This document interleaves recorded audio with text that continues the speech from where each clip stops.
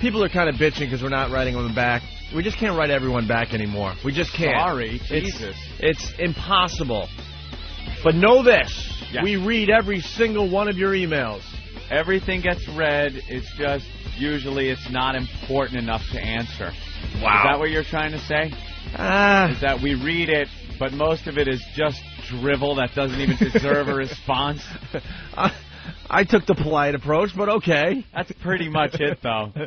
But I read every single one, and people are trying to help us with show prepping the program, because it's kind of like a people's radio program. It really is. Yes, it's very, it is. very interactive, and the reason it is so Anthony and I don't have to work as hard. Well, that is the bottom line. That's where that's our top priority.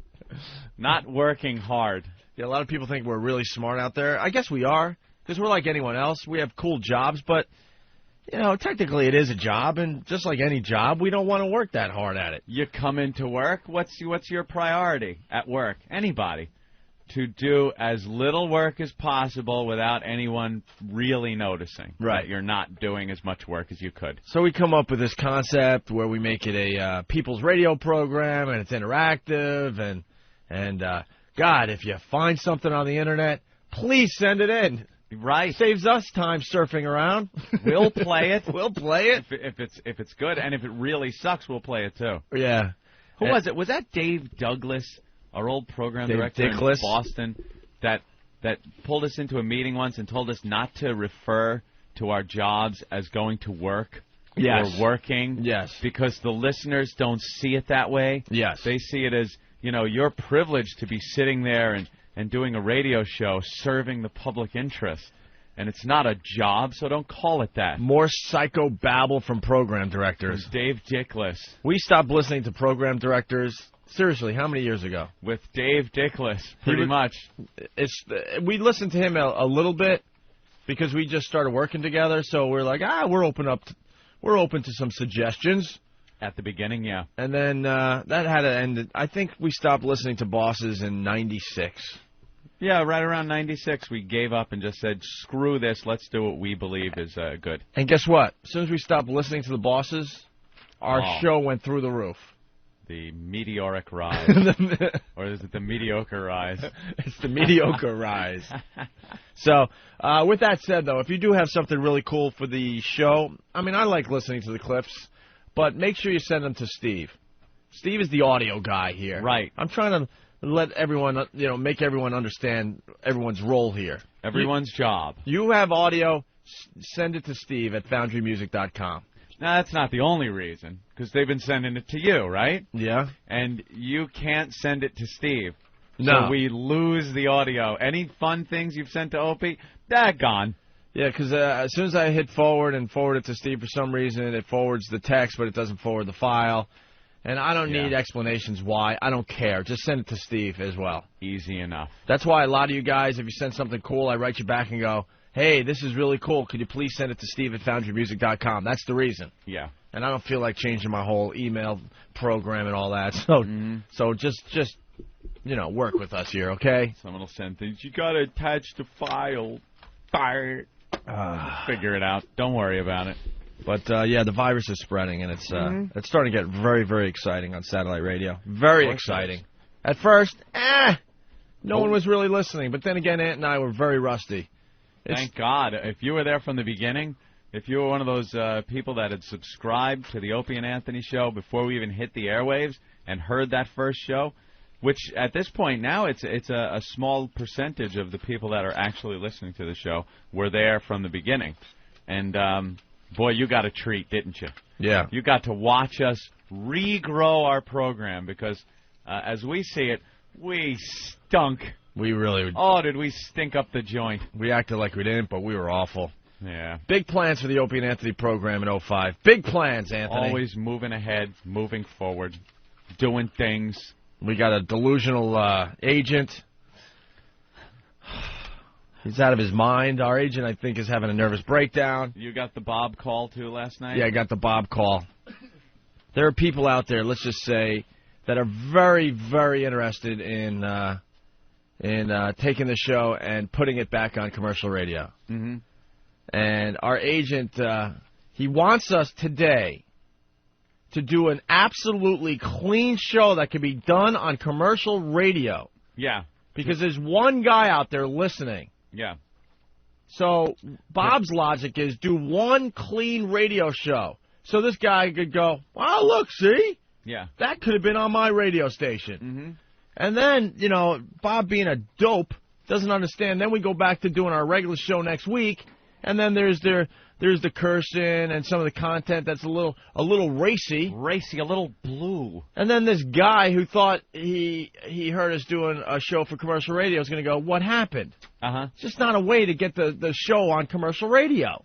Right. So today's show in particular is supposed to be a clean fucking show. Right. Bob, go fuck yourself. Not supposed to have anything.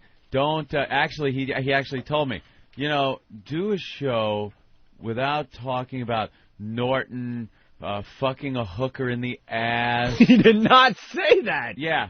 And I was like, oh, tomorrow you want that? Right. You're going to be taping it tomorrow? Tomorrow they're going to be listening to the clean show? All right. How about him sticking his hog in her mouth? Is that good? As long as we stay away from the ass? See, it's He's just a crazy person. It's just not the way to go about it. And I was trying to explain that to him yesterday, but he wouldn't listen. And he's like, just do one really clean show, please. He's getting angry. And I'm like, well, that means that it's going to be a boring show. And Anthony and I don't try to purposely do boring shows. Not purposely, Opie. Well, sometimes sometimes they just stink, and we know that. But every day we try to give you guys an entertaining, clever, funny show. Yeah. I'm like, Bob, it's not going to happen. We're just going to do the show that we were hired at XM Satellite Radio to do. And if you're smart enough, and if there's station owners out there that are smart enough to figure out how to take what we do and throw it on commercial radio, great. Then we'll go back to commercial radio. But we're not going to stop doing what we do here in order to make it fit and be boring and have to adhere to all the regulations. And it's not why we came here. Logically, here it goes, okay? We don't really break that much. Uh-huh. This makes sense to the commercial radio station owners out there. Mm-hmm. So we're doing a lot more radio every day. We're probably doing the equivalent of a 5-hour talk show for commercial radio. Right. So right there's a whole hour. An hour buffer. An hour buffer of material you could just take out and still fill 4 hours on commercial radio, okay? And believe me, you could take out the stuff that can't go on terrestrial radio, and it's not going to amount to an hour. Here's the other thing. Just throw us an afternoon drive. We were the kings, who of afternoon radio. Yeah. So you take this show, and then I told Bob, you got 5 hours when we get off the air to make it clean and nice for commercial radio. Yep. For these people that really want the show. All right? There's no secret. Philly wants us bad. There's a few places in Philly that want us bad. You just throw this on, an afternoon drive cleaned up a little bit, you're going to kill in the ratings. Absolutely. But we're not going to compromise what we do. We were hired by XM Satellite Radio to do this edgy show, and we're going to continue doing it.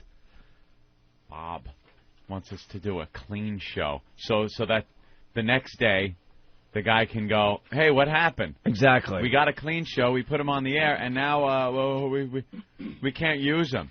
And people are just too goddamn lazy. They hear the show and go, oh, did you hear what they were talking about? It's dirty. Yeah, but if you put it in afternoon drive or something, then you can cut out the bad part. But that's too much work. Right. We're going to need someone that has a brain. You know, maybe Bob, the guys you're dealing with down in Philly don't have a brain enough to figure this out. Uh-oh. Have you ever thought of that, Bob? Now you've done it. Have you? Because it got back to Bob. Well, there's relatively, there's a lot of stuff that could be on commercial radio, but at times it's like a 40, 45-second part of the show that's just too dirty for commercial radio. Yeah. Well, that's where you, as the smart station owner, figures out what to throw in there, figures out how to edit the thing. It's not up to us. It's not up to us to clean up, to make one guy in Philly happy so the rest of the country is miserable because we're not doing the show that we were hired to do. There you go. See? And I was on the phone with Bob for a half hour, 40 minutes. He just doesn't get it. I was on the phone, too, with Bob for a while, but in the background he was hearing ching, ching, ching.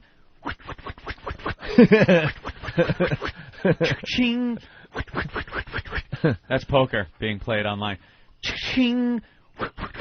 Cards being dealt. So I'm not even paying attention to half the stuff he's saying. And he hears me, grit my teeth. Son of a bitch! What's the matter, Anthony? Oh, nothing, Bob, nothing. I just got raped. The best online. The best part is like when I just tire of Bob trying to convince me of these stupid things. I go, will you call Anthony? I know, thanks. Because you really are the smarter person here when it comes, especially this stuff. You have a way of talking to him and others that that just brings it all together nicely. So when I get just exhausted, I go, you know what, Bob, just call Anthony. He'll explain, because I obviously am having a tough time explaining it to you. You know? I'm trying to hold the phone and play online. Then he's like, well, if you don't want to go back to commercial radio, just tell me. Yeah, just tell me and I'll stop working for it. I'll stop working at trying. Just tell me. Oh. He doesn't understand when you just in plain, simple English go, if the situation is right, then fine. But we're not going to, start changing things around. Do a clean show. I said, first of all, tomorrow we have guests booked, and they're probably going to come in here and curse, because that's what people tend to do when they come in here. Right, and then for some reason the guests sit down and obscenities fly out of their mouths. Yeah, and then I'm like, Bob, so we would have to go on the air and tell all our listeners, don't curse, because we're trying to do a really clean show today. Yeah, don't call up and curse. And then he goes, oh, well, what about Monday? I go, oh, yeah. Yeah, we'll do a clean show from Mardi Gras. Right. That's it, Bob. How about that? Bob, Well, Opie, there's some colorful costumes down there on the street, and, wow, they sure look joyous and happy. Bob, last time we went to Mardi Gras, we almost got kicked out of Mardi Gras because a girl was giving head live on our show, okay? And that was terrestrial radio, my friend. And we're going to look for that girl again when we go down to Mardi Gras Monday and Tuesday. See if she's still alive. So Monday and Tuesday, Bob, the blowjob queen or something like that? Yeah. Yeah, we almost got kicked out of Mardi Gras. Who gets kicked out of Mardi Gras? We almost did. Well, exactly. So. And, that's where we're sitting. So maybe Wednesday, Bob. Maybe Wednesday we'll do our clean show for you, Bob. Right. But I doubt it. And if we ever do a clean show just to cater to you and this stupid guy in Philly that probably doesn't have a brain to figure it out on his own, you know what? I'm giving your email out, Bob, so you could take the complaints from the listeners, because we're gonna put them to sleep with a